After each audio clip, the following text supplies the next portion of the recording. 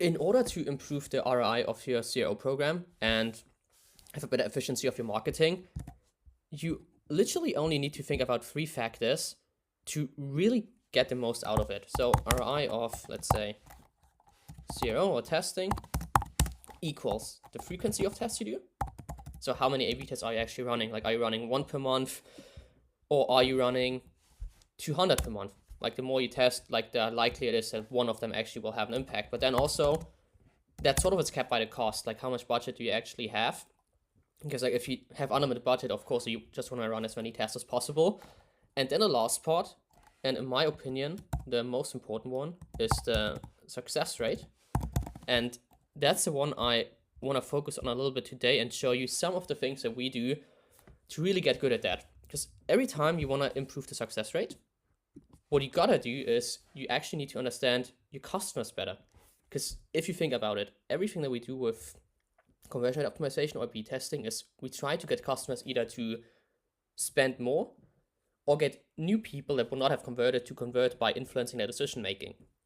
But in order to do that, we sort of have to understand, maybe let me show, like, your customers usually are here before they buy your product, and then here's the purchase. And what your product does is, like, it helps them achieve that way and, like, get from A to B. That's how I try to explain it. Like, A, then B equals solution for the problem. And now if we want to have a higher success rate, aka have more tests that make us more money, we got to understand what are all the points or, like, decision things they have to do. Like, maybe, wait, let me just sketch them out here. So, for example, what product we use? I'm just looking around my room right now if I have something. Let's say, for example, honestly, let's just do a fashion product, maybe like boxer shorts. Like, for example, then you would have the size. What size is the right one? Are they comfortable? Like, that could be interesting. Then the color, obviously, and then you have stuff like shipping and so on. But then, like, obviously, you know that these factors are important, but you have to figure out, like, at what point are users breaking off, and at what point are they running into a dead end with their decision making? Because, like, every time a user is unsure, he will not buy, period.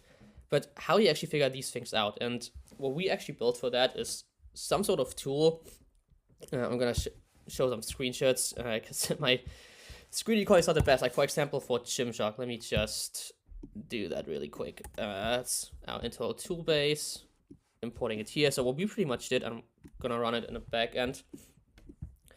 For example, we want to use reviews of a brand to figure out what people are really mad about, like what's not working good right now, especially now after Black Friday. It was like 3 weeks ago that Gymshark had that Black Friday. Like, now it would be interesting to figure out, well, what do the people say? So then we have a bunch of different things that we can analyze. So all that you see here is custom built, so it's a little bit hard. You might be able to get, like, a little bit of these insights if you manually go into Trustpilot. But we just built something that pretty much gives us more insights. So let me say, what do you want to have? Audience assessment? No. So maybe that you can figure out what I'm doing. So we have, like, a bunch of custom analysis we built. So that's what I'm going into right now. Oh. And, oh. For some reason, here we go. It does not work. So I probably would do something like an audit. Like, for now, just audience assessment. Let's see what it gives me. And what that's now going to do in the back, and it's just going to go to the Gymshark Trustpilot side and going to help us to figure out what are all the reviews online posts about Gymshark and what do the people say. And how is this helpful? So, like, now what we do is, like, we have all the reviews and a bunch of people. And usually what you would have to do in the past, like, you would have to go through all of them manually. But now you have, like, stuff like large language models. So you have all the points. We built some prompts for that. And now we're going to get in the end. Once it's done, yeah, I can. Let me just put it in. As you see, like, that literally just took, I don't know, 60 seconds.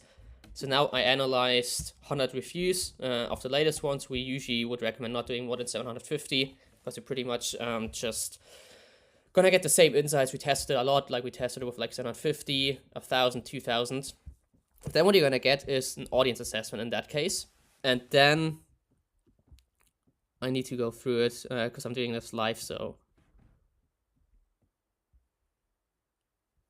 Yeah, for example, something that's currently going on, and I did have a read through the reviews shortly before I did, like poor service right now with shipping and stuff like that. A bunch of people ordered for, yeah, here you see gift-specific purchase, and apparently some of the orders are not arriving before Christmas, so huge mess up here. Like maybe the Gymshark should have like communicated a cutoff thing, but yeah, what I pretty much want to show with that, like obviously right now it's going to be very heavily biased towards Black Friday and shipping issues, but if you do that throughout the year and like maybe every month, like it literally takes you 60 seconds to figure out what are bad influences or like what's going bad right now. And also what you could do, like you can take your competitors and also figure out, well, what is important to my customers from competitors. What do they say is good? What do you say is bad? And then based on that, what you'll start to do is you're going to start doing hypotheses. So for example, for Gymshark, what they could do now is, or like for next year, or for the next sale, if we communicate cut off shipping time, then like not that you would have to do a solution like maybe a cut off shipping time / offer gift cards digital as alternatives, then revenue will increase because you have a solution to, I'm not going to do the entire hypothesis now, but you get it. And that's how you start like putting data behind the hypothesis that you have. You start to figure out the problems with the research. Then you do hypothesis based on that. The more data you have, the higher up you want to prioritize it. I'm probably going to do a video in the next 5 or 6 days about how we prioritize and use all these data points. But then in the end, essentially what's going to happen, going all the way back full circle to the beginning, you are increasing your success rate. And that's the thing, like a lot of people are shying away from doing research and doing the hard lifting, which actually is 80%. Like running the A/B test is like the tip of the iceberg, the visual. But most of the work takes part by really understanding customer and really understanding how do you get him from the problem he has. Like also, I recently heard this thing called like a tell island, where your customer is in the beginning and you want to use your product to bring him to Heaven Island. But the really, really important thing in between is they use a lot of data and then that you analyze data fast and efficient, especially cost efficient, to increase the success rate. I hope that helped. I'm probably going to try to do like, I need to figure out how I can screen record our tool here without showing too much stuff because I currently don't have the time to edit. Just wanted to record it. But yeah, if you have questions or if you want me to actually run your reviews from your brand, shoot me a DM with, I don't know, review analysis, whatever, and we're probably just going to do it for you for free. If you have any questions regarding that, let me know.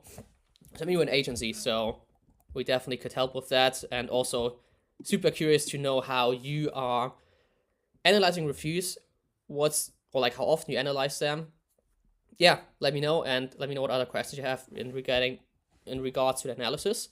Can't wait to hear from you, and 2 days until Christmas. Hope you all are having a wonderful time with family and friends, and probably talk to you tomorrow.